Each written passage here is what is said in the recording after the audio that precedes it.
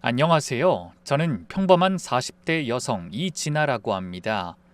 오늘 이렇게 용기를 내서 제 이야기를 꺼내는 이유는 저와 똑같이 생긴 사람에게 인생을 통째로 빼앗길 뻔했던 일을 겪었기 때문입니다. 세상에 저와 얼굴도 목소리도 손금까지 똑같은 사람이 하나 있었어요. 바로 제 일란성 쌍둥이 동생이었죠.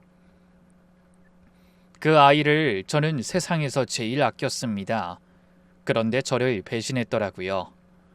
그날 이후 제 삶이 어떻게 뒤집혔는지, 그리고 제가 그 두 사람을 어떻게 다시 세워놓았는지 지금부터 천천히 말씀드리려고 합니다. 조금 길지도 모르겠어요. 그래도 끝까지 들어주시면 감사하겠습니다. 제 이야기는 아주 어릴 때로 거슬러 올라갑니다. 저와 동생은 일란성 쌍둥이였어요. 엄마 말로는 가난하기 때 발목에 실을 묶어놓지 않으면 어느 쪽이 언니고 동생인지 구분이 안 될 정도였다고 하더라고요. 얼굴도 똑같고 좋아하는 것도 똑같았습니다. 노란색 크레파스를 좋아했고 딸기 우유를 좋아했고 같은 만화를 보며 깔깔 웃었어요. 어릴 때는 우리가 너무 자신들만의 세계에 빠져 있어서 걱정을 했을 정도라고 하셨을 정도였죠. 저는 동생을 정말 좋아했습니다. 뭘 하나 사도 꼭 동생 것까지 2개를 샀어요. 진아야, 왜 항상 물건을 꼭 2개씩 사니? 하나만 사, 얘. 엄마, 이거 하나는 정아 거야. 정아도 이거 좋아한단 말이야. 나만 하고 있으면 정아가 속상해해. 그럼 엄마는 못 이기는 척 2개를 사줬고 저는 그 중에 더 예쁜 걸 늘 동생한테 줬습니다. 그게 저한텐 당연한 거였어요. 우린 하나였으니까요. 그렇지만 그것도 점점 달라지기 시작했어요. 동생이 제 맘 같지 않다는 걸 어느 순간부터 깨달았거든요. 제가 초등학교에 들어가고 얼마 안 됐을 때였을 거예요. 저는 아빠가 출장 갔다 사다 주신 인형을 정말 아꼈습니다. 디자인은 2개였어요. 그 중에 동생이 고르고 남은 걸 골랐을 뿐이지만 너무 제 마음에 쏙 드는 온 세상에 하나뿐인 저만의 인형이라 정말 아꼈거든요. 그런데 어느 날 학교 갔다 오니까 그 인형이 동생 침대 위에 놓여 있는 거예요. 정아야, 그거 언니 인형이잖아. 왜 네 침대에 있어? 언니, 우리 똑같이 생겼잖아. 그러니까 언니 거는 반은 내 거야. 무슨 소리야, 그게. 이건 아빠가 나 주신 거야. 이리 줘. 네 건 따로 있잖아. 싫어. 지금은 이게 좋다니까? 내가 가지고 있는 건 언니 해. 내가 이걸 가져갈 거니까. 막무가내였어요. 심지어 자기가 골라놓고도 제가 그 인형을 애지중지하는 걸 알고도 그걸 가져가겠다고 우기는 거였어요. 어린 마음에 저도 화가 났죠. 너 왜 이렇게 못됐어? 내 거라고 했잖아. 네가 고른 거였으면서. 난감해했던 엄마는 웃으면서 진아야, 네가 언니니까 양보 좀 해줘, 응? 하고 넘기려고 하셨고요. 하지만 전 뺏기기 싫었어요. 2분 일찍 태어난 것뿐인데 무슨 언니야. 이럴 거면 나 언니 안 할 거야. 그렇지만 그렇게 싸우던 것도 이내 제 양보로 끝났죠. 전 결국 그 인형을 동생한테 줬습니다. 그리고 동생 인형을 가져와 더 예쁘게 꾸며주고 더 애지중지했어요. 동생 인형도 예뻤거든요. 그런데 일주일이 지나니 그 인형이 또 동생 방에 가 있더라고요.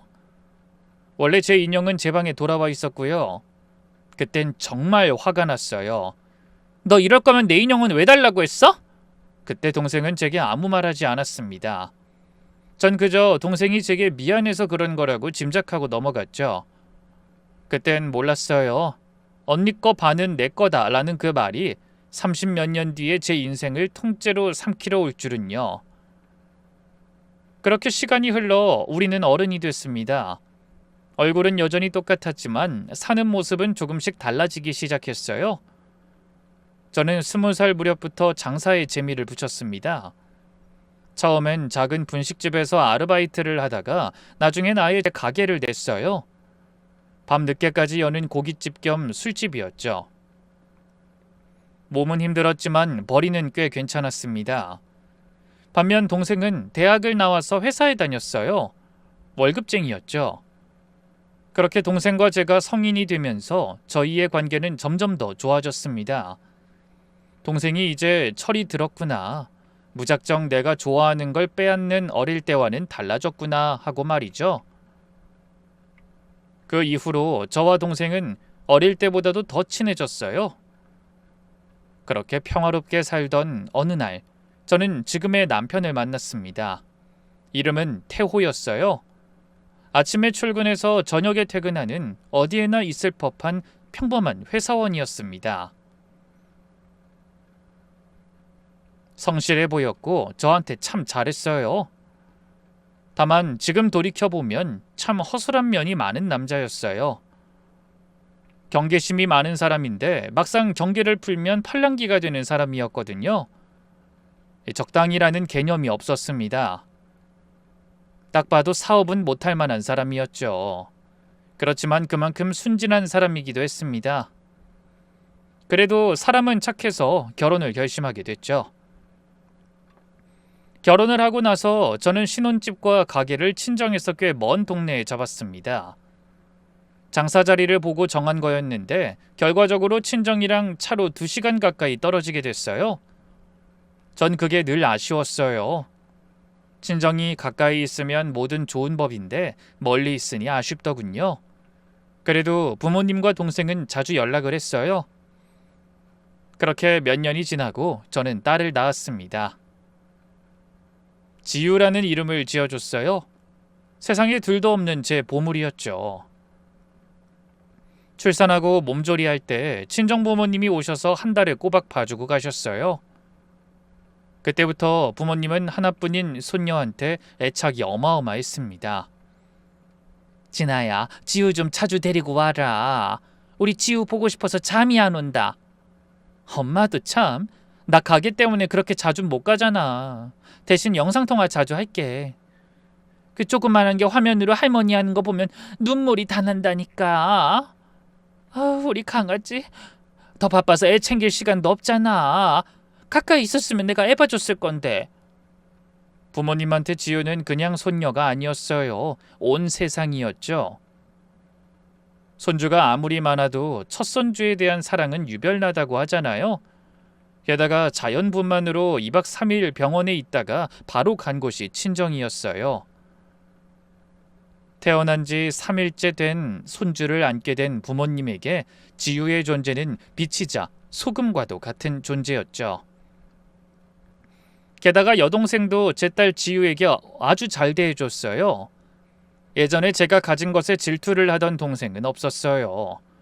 제 딸에게 장난감도 사주고 옷도 사주고 저녁마다 안아주기도 했죠. 게다가 남편은 좋은 아빠였습니다. 적어도 겉으로는요. 딸이라면 껌뻑 죽었어요.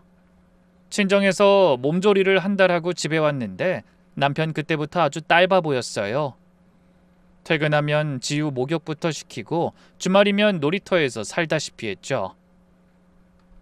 여보, 우리 지우는 진짜 세상에서 제일 예뻐. 그치? 당연하지. 누구 딸인데. 나 닮아서 예쁜 거야. 뭐래? 나 닮아서 예쁜 거거든. 얼굴 봐봐. 나랑 판박이잖아. 아이고, 알았어. 우리 지우는 엄마 아빠 좋은 것만 쏙 빼닮았어. 됐지? 이렇게 웃으면서 살았어요. 정말 딱 이만큼만 행복했으면 싶었어요. 진짜로 더 큰 건 바라지도 않았죠. 지금처럼 누구와도 나쁜 일 없이 행복과 보람, 충만만으로 가득한 시간만 계속되길 바랬던 것 같아요. 그렇게 딸이 6살이 된 어느 날 동생한테서 전화가 왔어요. 언니, 나 언니네 동네 근처 회사로 이직했어. 이제 우리 자주 볼 수 있겠다. 너무 좋더라고요. 우리 딸도 이모를 잘 따르고 좋아해서 돌고래 소리를 지르며 좋아했죠. 진짜? 야, 너무 좋다. 그럼 우리 집 놀러와. 방도 남아. 자주 와서 자고 가. 지우가 너무 좋아하네. 정말? 나 진짜 갈까? 형분 내가 가도 괜찮대? 괜찮지 그럼. 넌 내 동생인데. 얼른 와 얼른. 저는 정말 뛸 듯이 기뻤어요. 그렇게 보고 싶던 동생이 코앞으로 온 거잖아요. 그때부터 동생은 우리 집에 자주 드나들었습니다. 처음엔 정말 좋았어요. 저녁 먹고 같이 수다 떨고 지우랑도 잘 놀아줬고요. 그런데 지우가 7살이 된 무렵 제 가게에 큰일이 하나 터졌어요. 10년 넘게 같이 일한 주방장님이 갑자기 그만두시게 된 거예요. 이직이나 이사를 하려던 거였다면 어떻게든 돈으로 붙잡아 보려고 했는데 몸이 아파서 병원에 입원 치료를 받아야 한다니 제가 더 잡을 수가 없더라고요.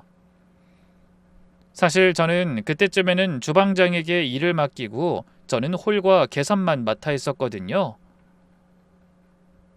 딸아이 봐줄 사람이 없어서 어린이집 하원 시간에 맞춰서 일을 마치고 집에 가곤 했거든요. 그런데 사람이 한 사람 빠지니 그것도 레시피를 아는 사람이 빠져버리니 제가 들어갈 수밖에 없는 상황이 된 거예요. 사람을 새로 구할 때까지 제가 그 자리를 메꿔야 했습니다.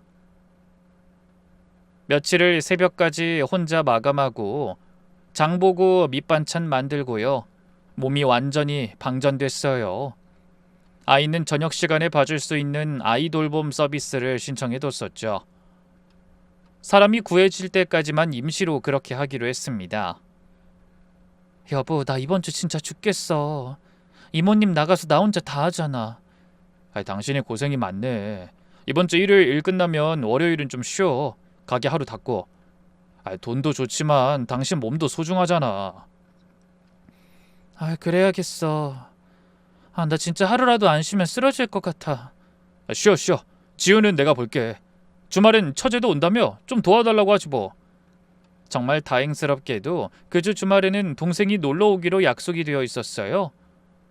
혼자 있는 시간이 많아진 딸에게 도움이 될 것 같아서 정말 고마웠죠. 동생은 저를 위해 일요일에 와서 화요일까지 있다가 가주기로 했어요. 일요일 아침 동생이 집으로 찾아왔습니다. 저의 아침 출근 시간에 맞춰 왔더라고요. 저는 너무 고마워 손을 덥석 붙잡았죠. 고마워 정아야. 나 오늘 새벽까지 일하고 오면 내일은 쉴 거니까 그때 여자 셋이서 느긋하게 놀자. 오늘은 지우 좀 봐줘. 언니 걱정하지 마. 지우 봐주러 온 건데 뭐. 아침 시간 늦겠다. 어서 출근해. 저는 동생에게 연신 고마움을 전하며 출근을 했습니다. 솔직히 마음이 너무 편했어요. 돌봄 선생님한테 맡기는 것도 너무 신경 쓰였는데 동생한테 애를 맡기니 마음이 너무 놓였거든요. 그렇게 열심히 일하고 새벽 2시 집으로 돌아왔습니다. 다음 날이 휴문 날이라 마음은 너무나 가벼웠지만 그간의 피로가 쌓인 탓인지 몸은 너무 무거웠어요. 집에 오니 이미 가족들은 모두 잠들어 있었습니다. 남편은 안방에서 혼자 자고 있었고 동생은 지우의 방에서 둘이 같이 자고 있더군요. 흐뭇한 미소를 지으며 방으로 돌아가려는데 두통이 점점 심해졌어요. 사실 퇴근 전부터 아프기 시작한 머리였어요. 어떻게 해보려다가 그냥 퇴근했는데 자기 직전에 너무 심해지더라고요. 잠을 제대로 못 잘 것 같아서 결국 두통약을 하나 먹고 누웠습니다. 얼마나 피곤했던지 눕자마자 정신을 잃듯이 잠들었어요. 그게 제 인생이 뒤집히기 직전 마지막 평화였습니다. 다음 날 아침 전 아주 늦게 눈을 떴어요. 창밖이 이미 환했습니다. 시계를 보니 오전 10시가 넘어 있었어요. 그렇게 깊이 잔 게 얼마만인지 몰랐습니다. 몸은 개운했는데 이상한 생각이 번뜩 들었죠. 제가 늦잠을 자도 보통은 아침 먹으라고 일어나라고 할 건데 아무도 저를 깨운 사람이 없었거든요. 저는 문을 열고 밖으로 나오며 물었어요. 여보, 정아야, 지우야. 대답이 없었어요. 저는 부스스한 머리로 거실로 나갔습니다. 남편도 동생도 보이지 않았어요. 처음엔 지우 데리고 아침 산책이라도 나갔나 했죠. 그런데 안방 옷장을 열어본 순간 전 그 자리에 얼어붙었습니다. 남편 옷이 절반 넘게 사라져 있었어요. 캐리어도 없었고요. 그런데 그뿐만이 아니었어요. 동생에게 쓰라고 했던 방에 있던 짐도 흔적도 없이 깨끗하게 비어 있었습니다. 가슴이 철렁 내려앉았어요. 그때 방문 뒤에서 작은 그림자가 움직였습니다. 지유였어요. 우리 딸이 잠옷바람으로 문틀을 꼭 붙잡고 절 올려다보고 있었어요. 지유야, 우리 딸 너 혼자 있었어? 엄마 깨우지. 혹시 아빠랑 이모 못 봤어? 엄마. 저를 부르는 지유 얼굴이 뭔가 못 볼 걸 본 사람처럼 두려움으로 가득했습니다. 저는 딸을 달래려 우선 무릎을 꿇고 딸과 눈을 마주치고 물었죠. 응, 엄마 여기 있어. 무슨 일이야? 왜 그런 얼굴이야? 엄마, 아빠랑 이모가 아침 일찍 나갔어. 그 말에 저는 순간 당황했습니다. 처음엔 이해가 안 갔어요. 딸이 무슨 말을 하는지 말이죠.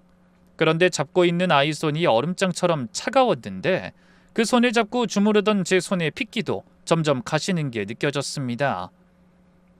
지유야, 천천히 말해봐. 지유가 직접 봤어? 아빠랑 이모 나가는 거?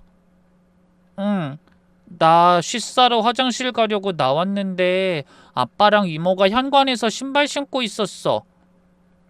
여행 가방 들고 내가 처음엔 엄마랑 아빠인 줄 알고 엄마라고 불렀더니 아빠가 조용히 하라고 했어. 엄마 잔다고. 아빠나 이모가 혹시 뭐라고 했어? 어디 간다든지 언제 온다든지 그런 거? 아빠가 금방 온댔어. 근데 금방 안 올 것 같아. 지유의 눈에 눈물이 그렁그렁 차올랐어요. 7살짜리가 밤새 혼자 삼키고 있던 무언가를 꺼내는 얼굴이었습니다. 왜 울어? 괜찮아. 쉬, 엄마한테 다 말해봐. 응? 이모가 내 앞에 쪼그려 앉아서 그랬어. 엄마한테 말 좀 전해달라고. 무슨 말을 전해달라고 했어? 기억나? 지우는 잠깐 숨을 고르더니 밤새 외운 것처럼 또박또박 그 말을 뱉었어요. 언니 미안해. 나 원망하지 마라고. 그 말에 제 세상이 소리도 없이 무너졌습니다. 지우는 그 말이 무슨 뜻인지 몰랐을 거예요.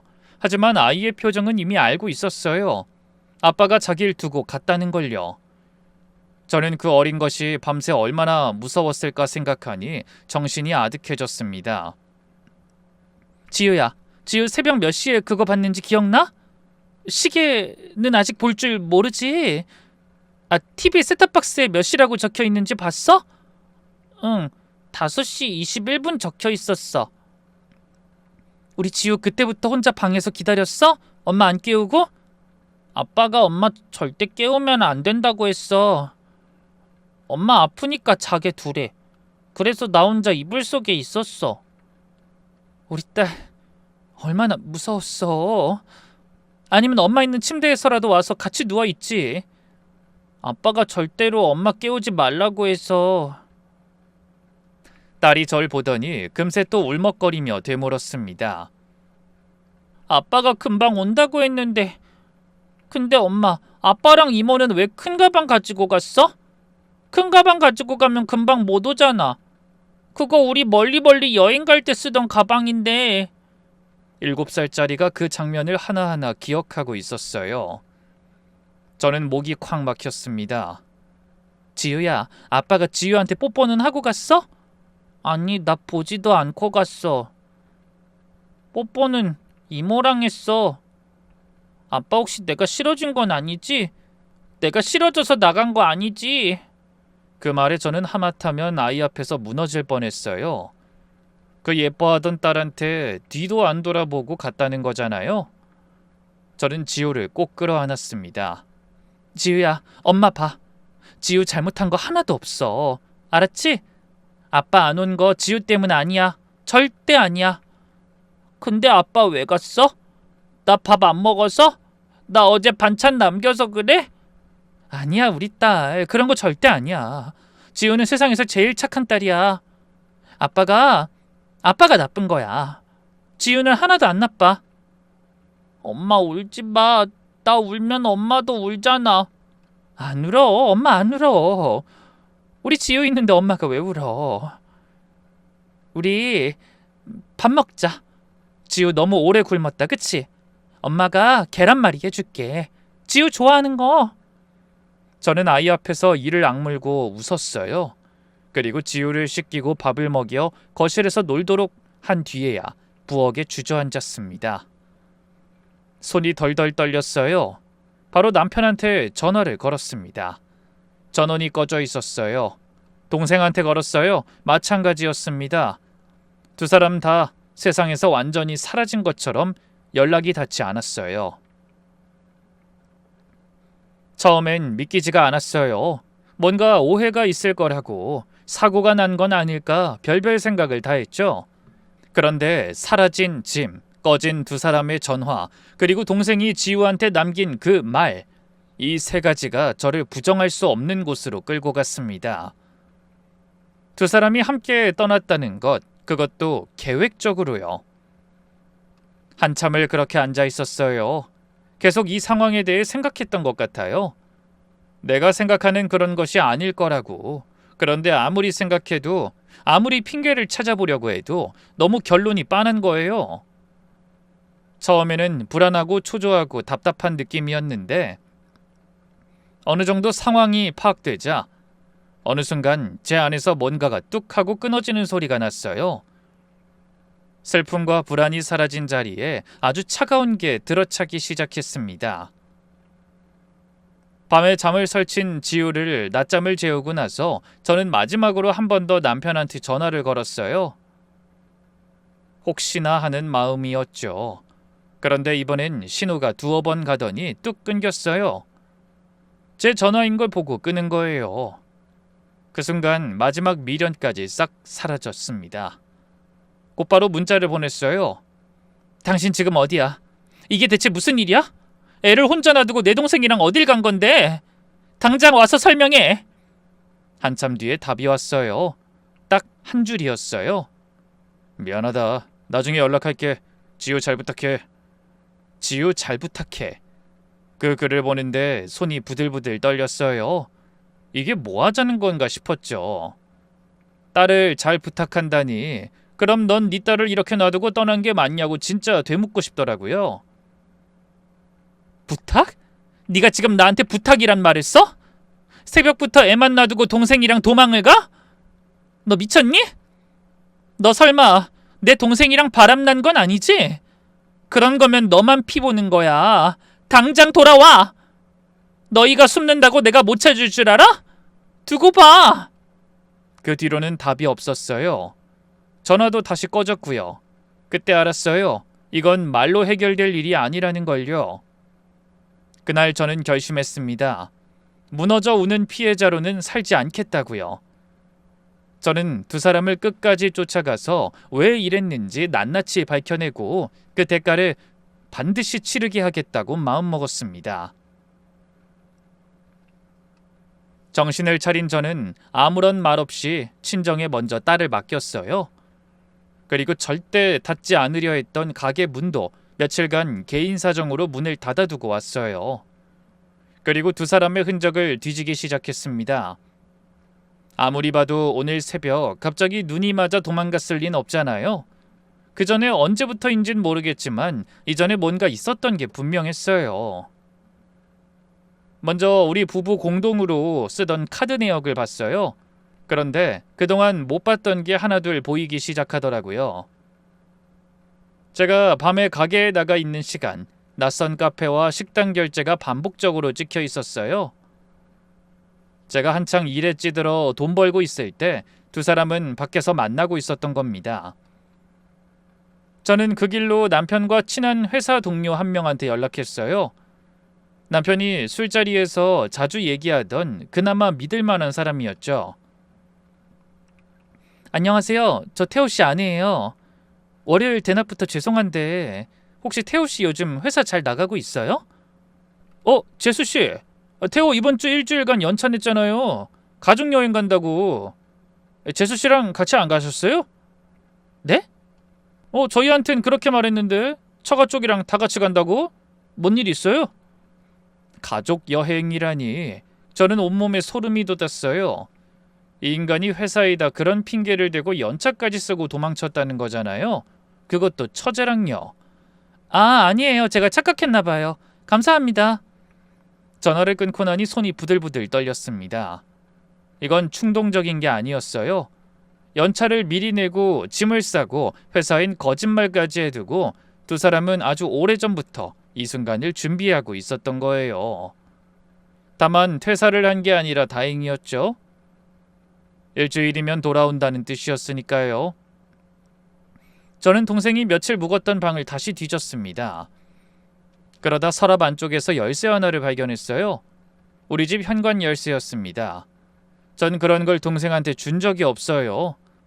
몰래 복사해서 갖고 있었던 건지 남편이 준 건진 모르겠지만 제가 없을 때 제 집을 제 집처럼 드나들었다는 게 분명했습니다. 거기까지 확인하고 나니 이건 단순한 바람이 아니라는 확신이 들었습니다. 이건 제 인생을 통째로 노린 계획이었어요. 그런데 진짜 소름 돋는 건 그 다음이었습니다. 며칠 뒤 가게 근처 마트에서 이웃 아주머니 한 분을 만났어요. 저를 보더니 반갑게 인사하시더라고요. 어머, 진아 사장님, 지난주에 남편분이랑 백화점에서 봤는데 왜 아는 척을 안 하고 그냥 가셨어요? 내가 손 흔들었잖아요. 네? 지난주요? 이모님이 나가고 지난주는 가게에 꼼짝없이 묶여 있었습니다. 아침 10시부터 새벽 2시까지요. 에이, 무슨 소리예요? 사장님 맞던데. 남편분이랑 팔짱 끼고 옷 고르고 계셨잖아요. 내가 사람 잘못 볼 리가 없지? 저는 그 자리에서 다리에 힘이 풀리는 줄 알았어요. 결국 모든 게 맞아떨어졌습니다. 남편에게 동생은 바람이고 외도였을지도 모릅니다. 하지만 동생은 그냥 남편이랑 바람만 피운 게 아니었어요. 저인 척 제 삶을 조각조각 살고 있었던 거예요. 제 얼굴로, 제 남편이랑 제 자리에서요. 어릴 때부터 그 아이가 그렇게 원하던 거잖아요. 집에 오는 내내 손이 떨렸어요.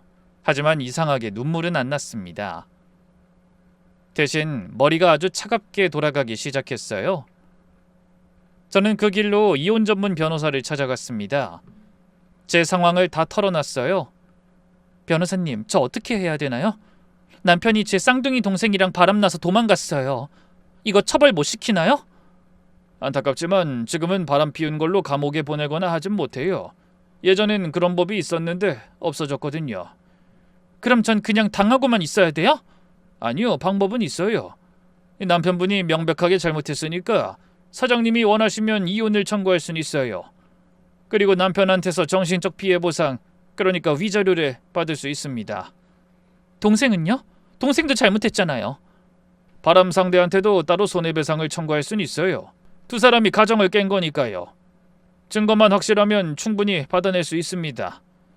그 딸은요? 우리 딸 양육권 제가 가져올 수 있어요? 지금 상황이면 걱정 안 하셔도 됩니다. 남편분이 아이를 두고 나갔잖아요. 재판에서 이런 건 굉장히 불리하게 작용해요. 양육권이든 친권이든 사장님이 가져오시는데 아무 문제 없을 거예요. 그럼 이혼 소송이랑 여동생한테 손해배상 청구할게요. 우선 빨리 소장부터 작성해 주실 수 있을까요? 이혼이랑 상간자 위자료 모두요. 저는 계획을 세워뒀습니다. 사람을 빡치게 만들면 저도 두 사람 빡치게 만들면 되는 거 아닐까 하고요. 변호사에게 소장부터 빨리 만들어달라고 했습니다. 그리고 변호사는 이틀 만에 소장 2개를 만들어 주셨어요. 가장 먼저 찾아간 곳은 동생 회사였습니다. 저는 동생과 완전히 똑같은 얼굴을 하고 하지만 아주 단정하게 차려입고 회사 로비로 들어갔어요. 안내 데스크 직원이 절 보더니 자연스럽게 인사하더라고요.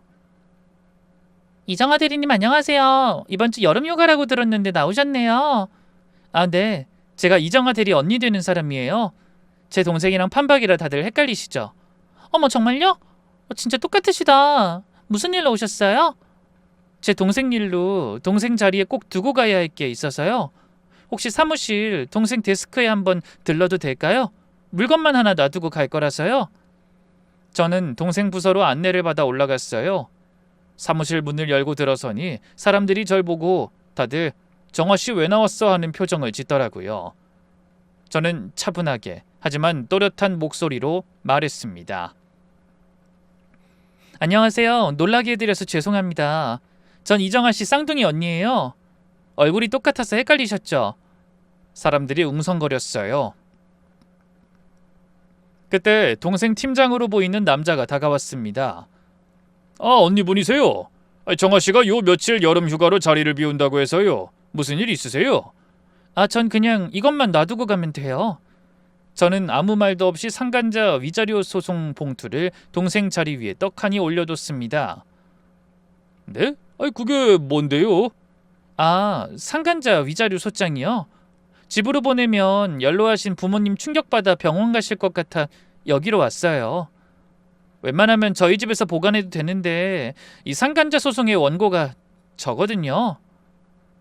그래서 제가 보관할 수는 없고 회사가 적합할 것 같아서 여기 가지고 온 거고요. 여기저기서 숨을 들이켜는 소리가 났습니다. 상간자 위자료 소송의 원고가 저라는 걸 듣고 이미 동생이 형부랑 바람났다는 걸 다들 알아들었을 테니까요. 그렇게 말하고 나가려고 했습니다. 그런데 여성분 두 분이 절 막듯 둘러싸더군요. 저기요, 그럼 정아 대리님이 돈 잘 버는 언니가 있고 그 가게 동업자라서 돈 좀 벌고 있다는 게 사실은 맞나요? 제가 대리님한테 300만 원 빌려줬는데 언니가 돈 잘 벌어서 금방 갚는다고 했거든요. 또 다른 직원도 손을 들었어요. 저도요. 저도 200 빌려줬어요. 곧 목돈 들어온다고. 순식간에 사무실이 아수라장이 됐어요. 알고 보니 동생은 여기서도 거짓말로 절 팔아먹고 있었던 거예요. 언니가 잘 나가는 사장이고 자신은 동업자라고 곧 한몫 챙긴다고 여기저기 돈을 빌리고 다녔더라고요. 저는 기가 막혀서 한마디 했어요. 여러분, 제가 정확히 말씀드릴게요. 저는 제 동생과 동업관계가 절대 아닙니다. 제가 동생한테 돈 줄 것도 없고요. 그러니까 여러분한테 빌린 그 돈 저랑은 아무 상관없는 겁니다. 받으실 거면 제 동생한테 직접 받으세요. 여직원 얼굴이 벌개졌어요. 아니, 그럼 저희 돈은요? 그건 제가 책임질 일이 아니죠. 저도 그 사람한테 남편 뺏긴 피해자예요. 다만 이거 하나는 확실해요. 제 동생이 여기서 저를 팔아서 돈을 뜯어냈다는 거, 그거 사기예요. 고소하시면 됩니다. 그 말에 사무실이 다시 한번 뒤집어졌어요. 팀장이 이마를 짚으며 한숨을 쉬더라고요. 이거 참, 정아 씨가 그동안 회사 돈 처리한 것도 다시 봐야겠네요. 언니분 오늘 와주셔서 감사합니다. 저희가 몰랐던 걸 알게 됐어요. 별 말씀을요. 저도 제 동생이 여기서 이런 짓까지 할 줄은 몰랐네요. 패키처 죄송합니다. 저 이만 가볼게요. 저는 딱 사실만 말하고 정중하게 인사하고 나왔어요. 소리를 지르지도 물건을 던지지도 않았습니다. 그럴 필요가 없었거든요. 제가 뿌린 씨앗은 알아서 자랐으니까요. 그날 이후 동생 회사는 완전히 발칵 뒤집혔다고 하더라고요. 돈을 빌려준 직원들이 들고 일어났고 회사에서도 동생이 그동안 경비 처리한 걸 다시 뒤졌대요. 무단결근에 사내 금전 문제에 형부와의 불륜 소문까지 한꺼번에 터진 거죠. 결국 동생은 제 발로 걸어나가지도 못하고 잘렸습니다. 그것도 아주 모양 빠지게요. 다음 목표는 남편이었습니다. 남편은 도망가면서 회사에 연차를 냈다고 했잖아요. 그 말은 회사 자리는 아직 그대로 있다는 뜻이었어요. 저는 변호사를 통해 이혼 소장을 미리 준비해뒀습니다.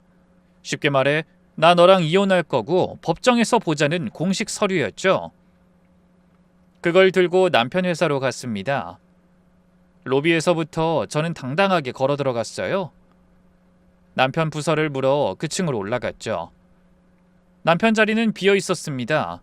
저는 그 빈 책상 위에 준비해간 이혼 서류를 아주 반듯하게 올려놨어요. 그가 돌아오면 제일 먼저 보게끔요. 그러고 조용히 나오려는데 지나가던 여직원 한 명이 저를 붙잡았어요. 태우 씨 와이프분 아니세요?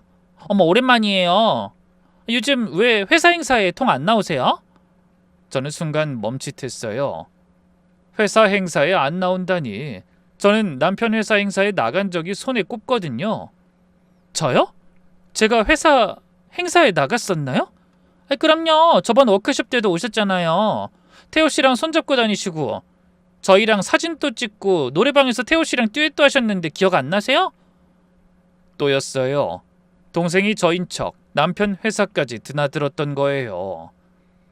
남편이랑 부부 행세를 하면서요. 그것도 한두 번이 아니라 사람들이 얼굴을 다 알아볼 만큼요. 순간 속이 뒤집혔지만 저는 아주 상냥하고 부드러운 목소리로 말했습니다. 아, 그러셨구나.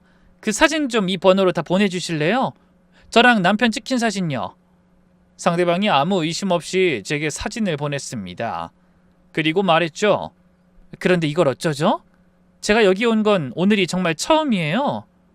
네? 무슨 말씀이세요? 제가 사모님을 몇 번을 봤는데 그 워크숍에 갔던 여자 저 아니에요. 제 쌍둥이 동생이에요. 저랑 얼굴이 똑같거든요. 여직원의 얼굴이 서서히 굳기 시작했어요.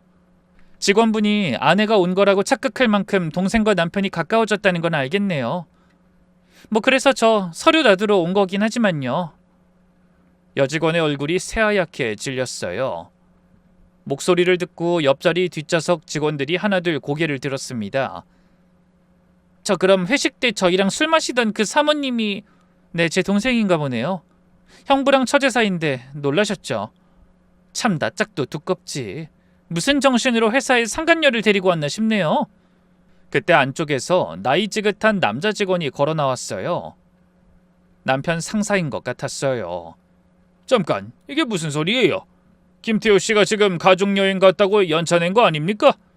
전 그분을 똑바로 보며 말했어요. 가족여행이요? 아니요. 제 남편은 제 동생이랑 둘이 도망갔어요.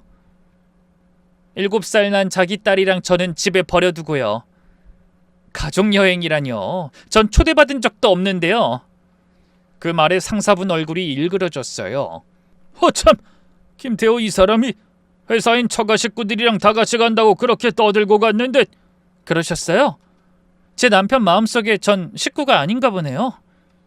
사무실이 순식간에 술렁였어요. 여기저기서 수근대는 소리, 헛웃음 소리가 새어나왔습니다. 전 마지막으로 그 빈 책상 위에 놓아둔 서류를 한번 톡톡 두드리고 말했어요. 저 서류 남편 오면 꼭 좀 전해주세요. 이혼 서류예요. 제가 직접 두고 간다고요. 괜히 여러분 헷갈리게 만들어서 죄송합니다. 전 웃으면서 인사하고 나왔어요. 그날도 저는 소리 한번 안 질렀습니다. 그냥 사실만 말했어요. 지어낸 것도 없는 얘기 보탠 것도 하나 없었어요. 그러니 저를 뭐라고 할 사람도 없었죠. 하지만 그 사무실은 그날부터 남편 얘기로 들끓었을 거예요. 아내 여동생이랑 바람나서 그 여동생을 아내인 척 회사 회식이며 워크숍이며 다 데리고 다닌 남자. 심지어 처자식 버리고 집 나가면서 회사엔 가족 여행이라고 거짓말까지 한 남자요. 두 사람의 직장을 모두 무너뜨리고 나서 저는 결정타를 준비했습니다. 두 사람은 도망갔지만 두 사람을 찾아야 했어요. 저는 남편이 혼자 쓰던 계좌의 통장을 찾았습니다. 요즘은 통장은 잘 쓰지 않아 구석에 처박혀 있더라고요. 그걸 가지고 ATM기를 통해 모든 돈을 제 명의의 생활비 통장으로 보냈어요. 남편의 계좌 비밀번호는 서로 공유하고 있었거든요. 며칠 뒤 남편한테서 전화가 왔어요. 그렇게 꺼져 있던 전화가요. 전 일부러 전화를 안 받았어요. 저처럼 급했던 마음 좀 느껴보라고요. 그랬더니 몇 번을 오더군요. 그렇게 애를 태우고 30번째쯤 전화를 받았습니다. 진아야, 나야. 무슨 일이야? 우리 만나서 이야기 좀 해. 그래, 만나. 어디로 가면 돼? 제가 순순히 나오자 오히려 그쪽이 당황하는 것 같았어요. 저는 약속 장소를 잡고 그 자리에 나갔습니다. 카페 구석 자리에 두 사람이 나란히 앉아 있었어요. 제 남편과 저와 똑같이 생긴 제 동생이요. 그 광경을 보는데 참 기분이 묘하더라고요. 저는 그 앞에 앉았어요. 그리고 조용히 물었습니다. 이제 좀 얘기가 되겠네. 나 궁금한 거 많았거든. 너 지유한테 그랬다며? 언니 미안해. 나 원망하지 마. 그게 무슨 뜻이야? 동생은 잠깐 절 노려보더니 픽 웃었어요. 뭐가 궁금해 언니? 다 알면서. 몰라. 그러니까 묻잖아. 왜 그랬어?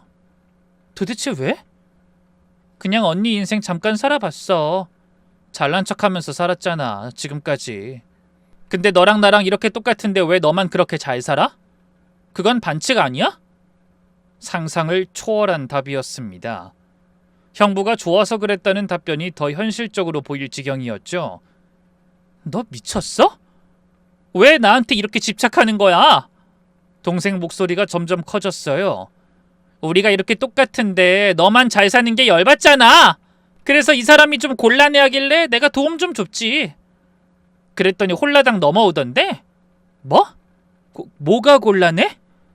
그 말에 남편이 안절부절 못하며 동생을 막으려고 하더군요. 그럴수록 동생은 더 기고만장해하며 제게 소리쳤습니다. 언니 남편 회사에서 잘릴 수도 있었거든. 그래서 내가 더 좋은 직장 소개시켜주겠다고 했어. 우리가 뭐 그냥 사랑의 도피를 한 줄 알아? 멀리까지 가서 면접까지 보고 왔거든? 당신이 회사를 왜 잘려? 남편이 안절부절 아무 말도 못하자 동생이 피식 웃으면서 말하더군요. 형부가 회사에서 돈을 좀 빼돌렸다더라고. 뭐 그것도 다 언니 몰래 나 만나서 돈 쓰려고 그런 거지만. 정신 나간 소리였어요. 저는 헛웃음이 나왔습니다. 어디서부터 뭐가 잘못된지도 모를 정도로 엉망진창이었어요. 이건 뭐 다시 뭔가를 하고 말고의 상황이 아니었어요. 저는 이번엔 남편한테 시선을 돌렸어요. 잘하는 짓이다. 처제랑 만나겠다고 횡령에 회사 소개시켜준다는 소리에 덥석 물려서 애도 놔두고 도망을 가? 네가 사람 새끼야? 이 짐승보다 못한 새끼. 남편은 고개를 못 들었어요. 한참 만에 입을 열더라고요. 내가 정말 한계에 몰려 있었어. 그때 다른 직장 소개시켜준다고 하니까 연봉도 지금보다 높고 회사도 더 좋은 곳이고. 저는 어이가 없어서 동생과 남편을 번갈아 봤어요. 당신은 저 말을 믿었어? 자기 회사에서도 직원들에게 돈 빌려서 당신이랑 도망친 여자야. 게다가 그 회사에서도 이미 돈 문제로 트러블 있었던 것 같던데 그건 알긴 해? 그런 애가 어떻게 당신한테 다른 직장을, 그것도 지금보다 더 좋은 직장을 소개해줘? 걔가 직급이 높기를 해, 대기업에 있기래. 내가 볼 땐 둘이서 똑같이 회사에서 사고치고 도망간 사람인데. 남편의 얼굴이 하얗게 변했어요. 뭐? 그게 무슨 소리야? 우리 면접 본 건 그럼 뭔데? 동생이 어깨를 으쓱하며 태연하게 말했습니다. 그거야 그냥 연기자지. 남편은 그제야 자기가 무슨 거짓말에 놀아났는지 깨달은 얼굴이었습니다. 손을 부들부들 떨더라고요.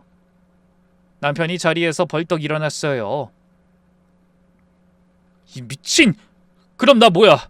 나 회사도 관뒀어! 내 딸도 버렸어! 다 너 믿고 한 건데 너 지금 나 가지고 논 거야? 가지고 놀긴 네가 좋다고 따라왔잖아. 언니보다 내가 더 낫다고. 언니는 밤에 맨날 가게 나가서 얼굴도 못 본다고. 나랑 있는 게 더 좋다고 한 건 너야. 왜 이제 와서 나한테 뒤집어 씌워? 그리고 지금 너 이러면 안 돼.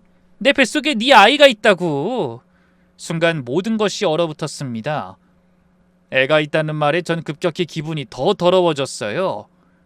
잘하는 짓이다. 아주 꼴값들을 떨어. 응? 임신? 언니 남편 애를 임신했다고? 그 이야기 엄마한테 해봐라. 아주 좋아하실 거다. 저는 분노로 이를 악물며 동생에게 말해줬습니다. 분명 부모님은 놀라 자빠지실 겁니다. 신실하고 청렴하게 살아오신 두 분에게 동생은 그냥 시련과 고난 그 자체가 될 존재였어요. 두 사람이 절 쳐다봤어요. 전 아주 차분하게 말했어요. 이제 알겠다. 넌 남의 거짓말에 홀랑 넘어가서 처자식 버린 등신이고, 넌 열등감에 미쳐서 언니 인생 통째로 훔치려다 네 인생까지 말아먹은 미친년이네. 둘 다 참 징하다. 아주 잘 어울려. 평생 둘이 그렇게 살아. 난 빠져줄 테니까. 남편이 다급하게 제 팔을 잡았어요. 진아야, 잠깐만. 나 진짜 잘못했어. 내가 잠깐 돌았었어. 다시 돌아가면 안 될까? 어? 지우 생각해서라도 우리 지우 아빠 필요하잖아. 놔. 지우 이름 네 입에 담지 마. 네가 버린 애야. 이 더러운 새끼. 여기저기 싸지르고 다니면서 뭐? 우리 지우는 너 같은 새끼 필요 없어. 양심도 없이 애 이름 입에 올리지 말고 얌전히 꺼져. 진아야, 그리고 하나 더. 나 오늘 여기 너희 둘 얼굴 보러 온 거 아니야. 확인하러 온 거야. 니들이 진짜 이 정도로 답이 없는 인간들인지 이제 확인 다 했어. 아주 후련하다. 저는 그 손을 탁부리치고 카페를 나왔어요. 뒤에서 두 사람이 다시 서로 언성을 높이는 소리가 들렸습니다. 누가 잘못했네, 누가 꼬셨네 하면서요. 저는 뒤도 안 돌아봤어요. 그럴 가치도 없는 사람들이었으니까요. 카페를 나온 저는 곧장 남편 회사에 연락했습니다. 그리고 남편이 횡령을 한 것 같다고 다 말했습니다. 제가 거들 사람도 아니고 그 회사 사람들도 알 건 알아야죠. 그리고 나서 저는 친정으로 차를 몰았습니다. 두 사람을 진짜로 무너뜨리려면 두 사람이 마지막으로 기댈 곳까지 없애야 했거든요. 동생한테 그건 친정 부모님이었어요. 30 넘어서까지 얹혀 살던 곳이요. 친정에 도착하니 엄마가 반갑게 맞아주셨어요. 아이고, 우리 찌 나왔어. 지우는 안 데려왔어? 엄마, 나 오늘 지우 안 데려왔어. 그리고 앞으로 당분간 지우 못 데려올 것 같아. 그게 무슨 소리야? 왜? 우리 지우 무슨 일 있어? 전 엄마 손을 잡고 앉혀서 그동안 있었던 일을 다 말씀드렸어요. 남편과 동생이 도망간 것부터요. 엄마 아빠 얼굴이 하얗게 질렸습니다. 뭐? 정아가? 정아가 지 형부랑...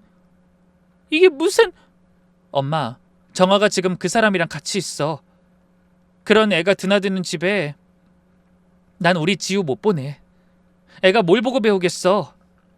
가정교육상도 안 되고 애한테 어떤 이야기 할지 어떤 모습 보여줄지도 모르고 애가 벌써 두 사람 입 맞추는 것까지 봤다잖아. 게다가 애한테 자기 원망하지 말라는 말까지 전하라고 시켰다는 게 말이 돼? 뭐? 애한테 뭘 시켜? 그게 사실이야? 사실이야, 엄마. 나도 지우 할머니 할아버지 못 보게 하고 싶은 게 아니야. 근데 정아가 그 집에 있는 한 난 못 보내. 정아랑 지우 둘 중에 하나만 택해. 다 큰딸 이제 독립시켜. 엄마 아빠는 그 자리에서 얼어붙었어요. 결정을 못하는 부모님에게 제가 말했죠. 둘이 임신했대. 그걸 내가 맨정신으로 볼 수 있겠어? 그 말에 부모님이 완전히 졸도 직전까지 가셨어요. 이게 무슨 일인가 싶었겠죠. 저는 잘 선택하라고 말하며 집으로 갔어요. 며칠 뒤 동생이 남편이랑 헤어질 돈이 없어서 다시 친정으로 기어들어왔다고 하더라고요. 그런데 그날 아빠가 동생을 앉혀놓고 그러셨대요. 정아야, 너 네 형부랑 바람났다는 게 사실이냐? 둘이서 도망갔다가 기어들어온 것도 사실이야? 임신도 사실이고. 벌써 언니가 아빠한테 일렀어? 행동도 빨라요. 뭐 어쩔 수 없었어. 언니가 아니라 내가 좋다는데 어떡해. 네 언니 인생 그렇게 망쳐놓고 네가 이 집에 발을 들여? 네 형부랑 그 짓을 하고도 임신까지 하고 내가 지금 무슨 얼굴로 밖을 나다녀야 해? 게다가 너 때문에 우리 지우 못 보게 생겼어. 너 때문에. 나가. 이제 30 넘었으면 네 앞가림 네가 해. 난 더 이상 너 못 돌봐줘. 내가 갈 데가 어딨어. 나 어떡하라고. 나 임신했다니까. 그건 네가 알아서 할 일이지. 계속 우리랑 같이 살 거면 네 형부랑 정리하고 언니한테 사과하고 속죄하고 수녀원 들어가. 애는 우리가 봐줄 테고 넌 친권 포기해. 미쳤어? 내가 왜? 난 잘못한 거 없어. 좀만 나눠 갖겠다잖아. 이게 아직도 정신을 못 차리고. 동생은 엄마한테 매달렸지만 엄마도 등을 돌리셨대요. 나중에 엄마가 저한테 그날 얘기를 해주셨어요. 정아가 내 팔을 붙잡고 울더라. 엄마 나 진짜 갈 데 없어. 한 번만 봐줘 하면서. 걔도 내 딸이니 나도 마음이 아프지. 그런데 너무 충격인 거야. 네가 가진 걸 나눠 갖겠다는 생각을 하고 있더라고. 저러다 더 큰일 치르겠다 싶어서 집에 같이 살고 싶으면 수녀원 들어가라고 했어. 엄마, 아무리 내 딸이고 내가 두둔해주고 싶어도 이건 안 될 일인 거야. 사람으로 태어나서 어떻게 그런 짓을... 게다가 걔는 어린 시절부터 변한 게 없어. 그간 철들었다 생각했는데 아니더라. 그냥 걔는 너 결혼하는 것만 기다렸던 것 같아. 곧 헤어질 얄팍한 관계의 남자는 놔두고 굳이 너랑 결혼한 사람만 고른 거 보면 아휴 어쩌다 이렇게 됐나 몰라. 엄마는 괴로워하며 그 말을 제게 전했습니다.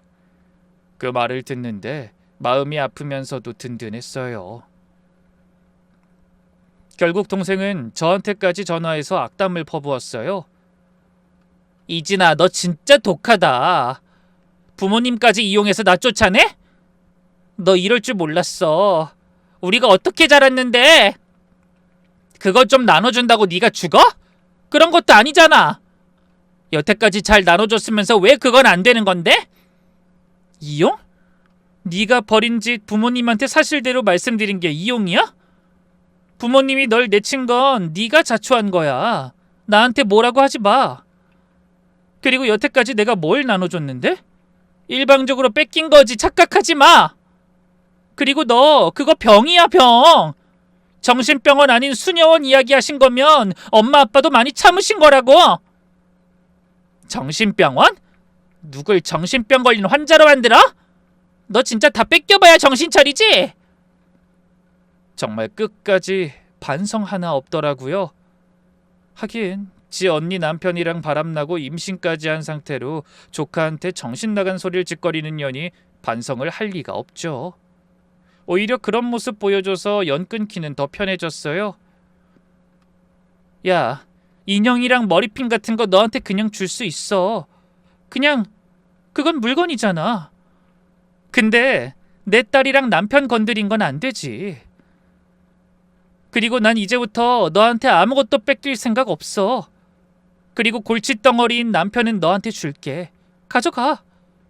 회사에선 곧 잘릴 거고 어디 취직도 안 되겠지만 그래도 잘 살아봐. 너 하는 짓 보니 내가 그 인간 버리면 그 인간한테 정 떨어질 것 같긴 한데 뭐 또 모르지. 바퀴벌레도 한 쌍이라고. 거지 같은 것들끼리 운명의 한 쌍이 될 수 있을지도. 너 두고 봐. 나 이대로 안 끝나. 너도 나처럼 다 잃게 만들 거야. 포부도 크네. 근데 어쩌지? 이미 네 인생도 쓰레기 불륜남 새끼도 이미 인생 쫑난 것 같은데? 그리고 하나만 기억해. 네가 그렇게 갖고 싶어하던 내 인생 넌 근처에도 못 와. 네 얼굴이 나랑 똑같아도 넌 절대 내가 못 돼. 그게 네가 평생 안고 갈 벌이야. 저는 전화를 끊었어요. 손이 하나도 안 떨리더라고요. 이제 저는 하나도 안 무서웠어요. 갈 곳을 잃은 동생은 결국 남편한테 붙으려고 했어요. 그런데 어쩌나요? 남편은 실시간으로 계속 나락으로 떨어지고 있었거든요.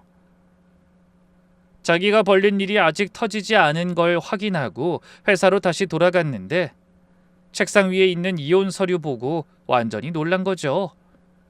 게다가 회사 사람들이 전부 남편 불륜 소식을 알고 있었으니 말이죠.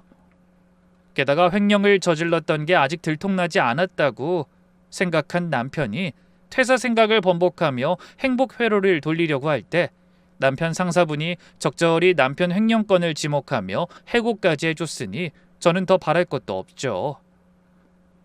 그런 상황이 되니까 남편이 저한테 다시 연락을 해왔어요. 이번엔 아주 절박한 목소리로요. 진아야, 제발 나 좀 살려줘. 나 이제 진짜 아무것도 없어. 정화가 한 그 말 다 거짓말이었어. 나도 속은 거야. 당신이랑 똑같이 닮았는데 내가 어떻게 안 넘어가겠어. 그래서? 이혼은 다시 생각해 보라는 거지. 어? 내가 다 잘못해서 다시 시작하자. 지우도 아빠 필요하잖아. 저는 조용히 웃었어요. 그리고 아주 친절하게 대답했습니다. 뭔 헛소리라는 거야. 언젠 운명이라며. 그년이 가져온 새 직장 이야기가 그렇게 땡겼어? 애까지 버리고 갈 정도로? 하긴 전 직장에서 똥을 대충 쌌어야 그걸 치우지. 아주 푸짐하게 싸질러서 퇴직금도 제대로 못 받게 생겼다지? 횡령금에 충당하려고? 어쩌니? 난 너 다시 거둘 생각 없어. 그리고 재산도 너한테 나눠줄 생각 없고. 뭐? 그게 무슨 소리야? 우린 부부야. 재산의 반은. 반? 무슨 반? 돈 욕심 나나 본데. 넌 내가 뼈 빠지게 일하는 동안 바람 피웠어. 그것도 내 딸을 두고도. 내가 못 찾는 건 그거야. 대체 왜 애 앞에서 그딴 짓을 저지른 거야? 대체 왜? 그래놓고 재산이란 말을 감히 입에 올려? 웃기지 마. 너 나한테 위자료 물어줘야 돼. 정화도 나한테 손해배상 해줘야 되고. 소송 왜 걸었는지 알지? 난 너 빈털터리로 내보낼 거야. 이런 거 다 예상하고 처제랑 바람핀 거 맞지? 제 말에 전화기 너머로 남편이 말을 잃었어요. 그리고 지유, 양육권도 친권도 다 내가 가져올 거야. 너처럼 애 새벽에 버리고 도망간 인간한테 판사가 애를 줄 것 같아? 넌 앞으로 지우 아빠라고 명함도 못 내밀어. 진아야, 제발 한 번만. 넌 딸을 버렸고, 나를 버렸고, 우리 가족을 다 속였고, 내 동생이랑 그딴 더러운 짓을 저질렀어. 내가 널 버리지 않을 이유가 단 하나도 없어. 소송은 내 마지막 선물이야. 잘 받아. 전 그 말을 끝으로 전화를 끊었어요. 그리고 그 두 사람이 다시는 우리 집 근처에 얼씬도 못하게 법적으로 확실하게 정리했습니다. 결국 두 사람은 좁은 투룸 하나를 얻어서 같이 살게 됐어요. 서로가 서로한테 남은 유일한 사람이었으니까요. 그런데 그 동거가 과연 행복했을까요? 한동안은 두 사람 소식을 일부러 안 들었어요. 이혼 절차를 마무리하고 위자료와 손해배상까지 다 받아냈습니다. 남편은 가져갈 수 있는 게 없었고 딸의 양육권과 친권은 당연히 제가 다 가져왔고요. 전 온전히 지우 엄마로만 살기 시작했어요. 가게도 새 주방장을 구해서 다시 안정을 찾았습니다. 그렇게 6개월 정도 지나고 오랜 지인을 통해 두 사람 소식을 듣게 됐어요. 두 사람은 처음엔 그럭저럭 잘 살아보려고 하는 것 같았답니다. 남편도 회사 잘리고 배달 공사장 여러 곳 돌아다니며 어떻게든 잘 살아보려고 했다더군요. 그런데 동생의 아이가 태어나고 나서 모든 게 무너졌습니다. 태어난 아기가 남편이랑 하나도 안 닮았던 거예요. 그런데 그 정도면 그러려니 했을 텐데 문제는 그 아이 얼굴이 다른 누구랑 똑같았다는 거였어요. 바로 동생이 오래전부터 알고 지내던 동네 친구 선우라는 남자랑요. 결국 의심을 참다 못한 남편이 몰래 유전자 검사를 했대요. 결과를 받아든 남편은 그 자리에서 기함을 했다고 하더라고요. 아기는 남편 아이가 아니었어요. 자기가 처자식까지 버리고 선택한 여자가 다른 남자 아이를 베고 있었다니. 자기가 저지른 일, 자기가 돌려받은 기분이 그런 게 아니었을까요? 나중에 들으니 남편이 동생을 붙잡고 이렇게 소리쳤다고 하더라고요. 이 아이 내 아이 아니잖아. 너 나 만나기 전부터 선우랑 그런 사이였어? 나 뭐야 그럼? 나 뭐냐고? 난들 좋아서 너랑 이러고 있는 줄 알아? 야, 착각하지 마. 넌 언니 남편 아니었으면 내 눈에 들어올 일도 없었어. 뭐? 이 미친. 내가 다 버리고 너 택했는데 내 인생 다 걸었는데 누가 걸랬어? 네가 좋다고 따라온 거잖아. 징징대지 마. 꼴 보기 싫으니까.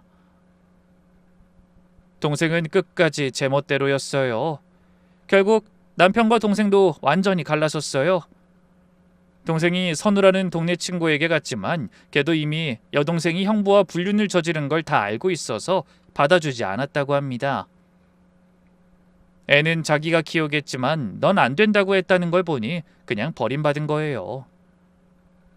남의 것을 빼앗던 사람이 똑같이 빼앗기고 배신했던 사람이 똑같이 배신당한 거죠. 세상이 참 무섭다 싶어요. 그 소식을 들으면서 저는 미워하는 마음조차 안 들더라고요. 그냥 뿌린 대로 거둔다는 말이 이런 거구나 싶었습니다. 지금 저는요, 아주 잘 지내고 있습니다. 가게는 예전보다 훨씬 잘 돼요. 마음의 짐을 다 내려놓고 나니까 오히려 손님들한테도 더 밝게 웃게 되더라고요. 지우는 그날의 상처를 잘 이겨내고 밝게 자라고 있어요. 그리고 한 가지, 제가 얼마 전에 성형수술을 했어요. 예뻐지려고 했다기보단 쌍둥이 동생과 똑같은 얼굴인 게 너무 걱정되더라고요. 걔가 또 제 얼굴로 어떤 짓을 저지를지 몰라서 얼굴도 바꾸고 이미지도 열심히 바꾸고 있는 중입니다. 후환은 없는 편이 좋잖아요. 긴 이야기 끝까지 들어주셔서 정말 감사합니다. 살다 보면 가장 가까운 사람이 가장 깊은 상처를 주기도 하더라고요. 하지만 남의 것을 탐하는 사람은 결국 제 것마저 잃는 법이니까요. 여러분도 부디 흔들리지 않는 단단한 사람이 되시길 바랍니다.